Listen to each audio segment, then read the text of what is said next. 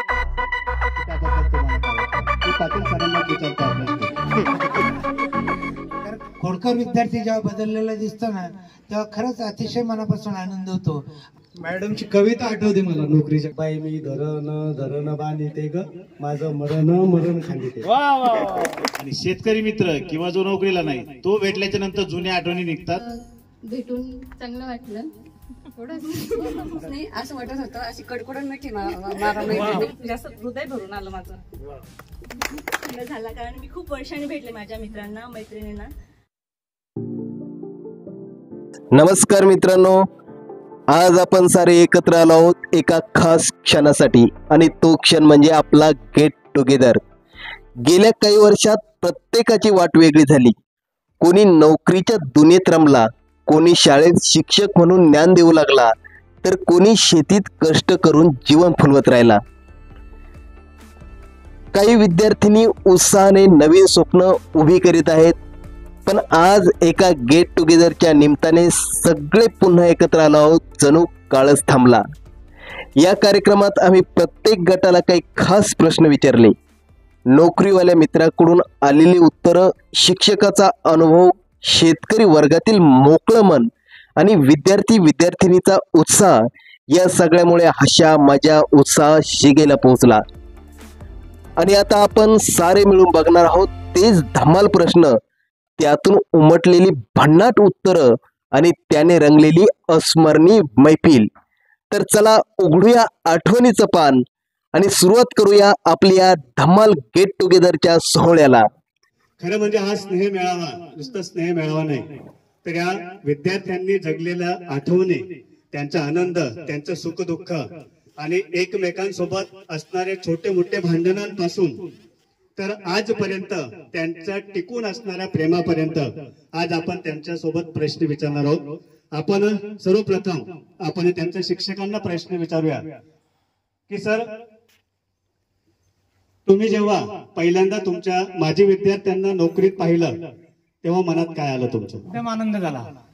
फक्त एकच वाटलं की आपले विद्यार्थी सुद्धा आपल्यापेक्षा चांगले बनू शकतात याचा अभिमान. मी पुढचा प्रश्न मॅडमांना विचारतो. शाळेत शिकवत असताना या बॅच बद्दल एखादी खास आठवण आहे का? ह्या बॅच बद्दल माझी खूप महत्वाची आणि खूप आनंदाची आठवण म्हणजे शारदा उपासक ह्या बॅचनं घडवलेला आहे. खूप मोठा ऑर्केस्ट्रा बनवलेला आहे. कारण मी जेव्हा जिल्हा परिषद जालना या ठिकाणी जेव्हा हा कार्यक्रम सादर केला तर त्यांनी मला विचारलं की तुम्ही हा ऑर्केस्ट्रा हमेशाच बनवता का? तुमचे विद्यार्थी खूप सुंदर कलाकार आहे ना. धन्यवाद मॅडम. यानंतर मी परत शिक्षकांनाच विचारतो की आज त्यांना मोठं झालेलं पाहून काय वाटतं? त्याला मोठं झालेलं पाहून मनातला आनंद फार द्विगुणित होतो.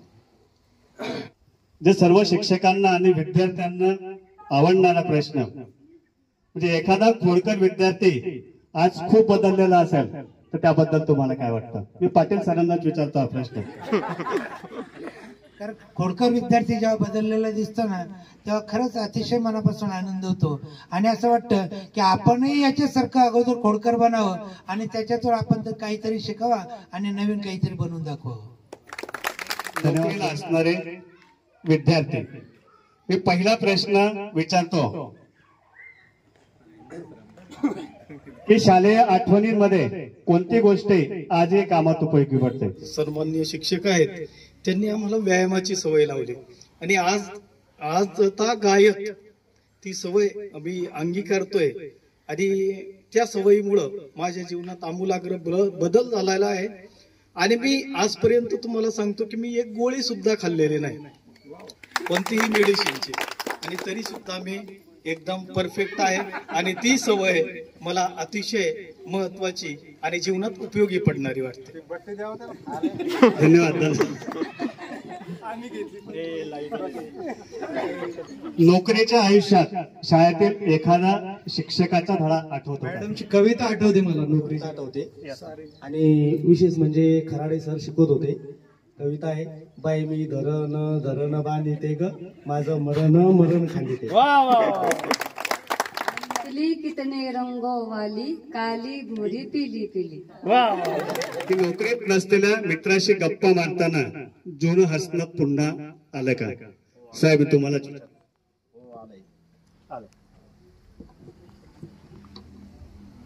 100% असं येतं. कारण की नोकरीवाले जर मिळाले तर त्यांचा विषय फक्त तेवढाच राहतो की माझ्या ड्युटीत असं झालं, तुझ्या ड्युटीत काय चालू आहे. आणि शेतकरी मित्र किंवा जो नोकरीला नाही तो भेटल्याच्या नंतर जुन्या आठवणी निघतात व ते जे मनोरंजन झालेलं आहे, जे हास्य झालेले आहेत ते परत होतात. जे व्यावसायिक किंवा शेतीत यशस्वी झाले अशा विद्यार्थ्यांकडे आपण जाऊया. त्यांच्यासाठी पहिला प्रश्न की आज नोकरीला गेलेला मित्र भेटला तेव्हा मनात काय आलं? आपण जर शाळा चांगली व्यवस्थित शिकलो असतो तर आज आपण नोकरीला असतो.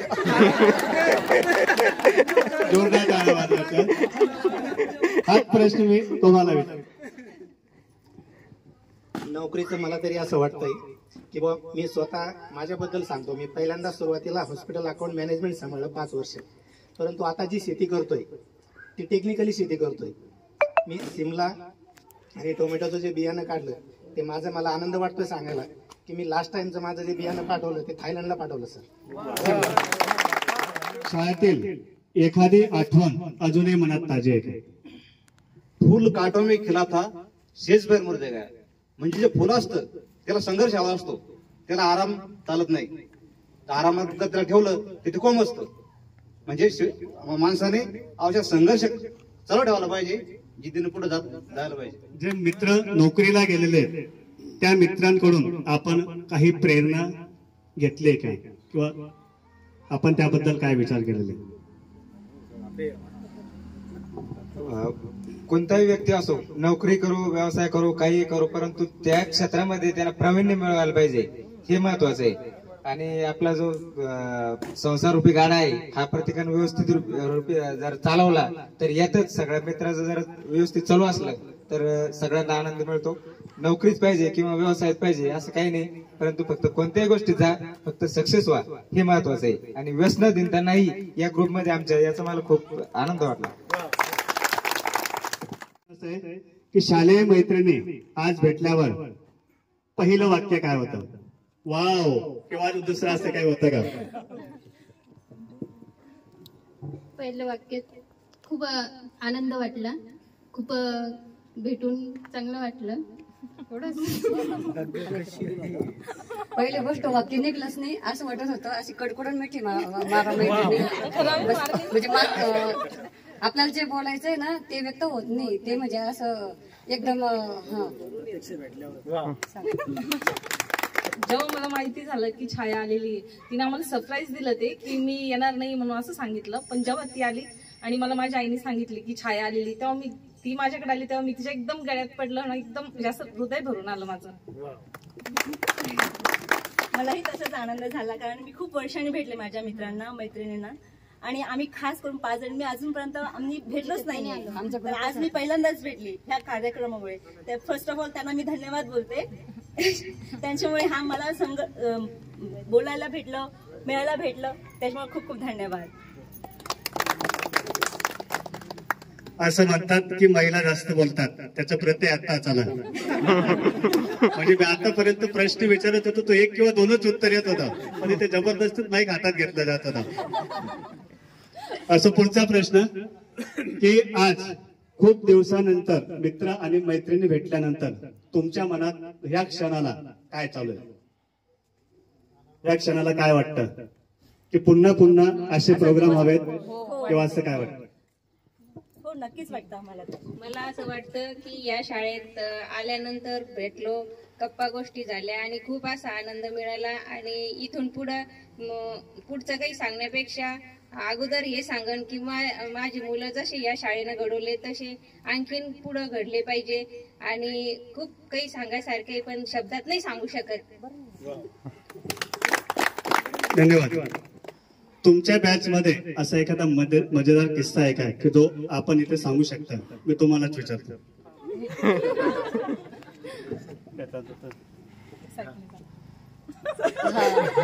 एकदा मला आणि रत्नमालाला राजूरला जायचं होतं आम्हाला उपवास होता. मार्गशीर्ष महिन्यातले गुरुवार असतं ना, ते गुरुवार होते आणि आम्हाला केळ्या आणायला जायचं होतं. मग मी गणेश नाही ना नवीन सायकल घेतली होती. मग मला सायकल चालवता येत होती. मग मी गणेशकडून सायकल घेतली आणि मग रत्नमाला आणि आम्ही तिकडे केळे आणायला गेलो आणि तिकडून येताना रत्नमाला माझ्याकडून पडली आणि तिच्या पायाला लागलं. नंतर उके सरांना माहिती झालं. मग उके सरांना आम्हाला दोघीला सोडून दिलं, गणेशलाच मारलं. गणेशला तर सायकलच का दिली, इतकं मारलं. शेवटी मी गेले सरांकडे. सरला म्हणलं सर त्याची चुकी नाही, चुकी आमची. आपण यांच्याकडून ऐकून घेऊया. जो कार्यक्रमाचा जो त्यांनी योग घडून आणला ते रथी महारथी असे होते, एक अर्ध्या सेकंदात एका सेकंदात ना ते रडून दाखवतात. असं रडतात ना, विषयच नाही. लगेच आता सध्या मी रडू शकतात. आपण लगेच डेमो घेऊया त्याचा. शाळेतल्या वेळेसारखं निखळ असणं आज तुम्हाला परत भेटलं का, हा प्रश्न सर्वांसाठी. निश्चितच. आता मेस्टाम सर पण जास्त बोलत नाही आमच्या, पण मॅडम तुम्हाला बोलावं लागेल. शाळेतलं जसं हसतो हो नक्कीच. कारण मी पण आता खूप दिवसांनी मी पण जास्त बोलत नाहीये, पण मी पहिल्यांदा इथं आल्यावर खूप हसले सगळ्यांना पाहून. आणि सगळ्यांना पण इतके म्हणजे फरक पडला ना सगळ्यांच्या चेहऱ्यात की मला एक पण आठवण नाही, फक्त मैत्रिणी माझ्या. उठलं, सगळ्यांची ओळख झाली, खूप आनंद झाला. खरंच या दोघा तिघांचे खरंच मनापासून आभार आहे. एक तर खरं पहिली इच्छा नव्हती माझी यायची, पण भेटल्यावर खरंच असा कार्यक्रम घडत राहा असं वाटतंय मला. हा, खूप खूप मनापासून धन्यवाद तुम्हाला दोघा तिघांना, कैलास, गणेश, भारती, सुमित्रा या चौघांनी हा कार्यक्रम घडवून आणला. त्यापासून मनापासून आभार तुमचे.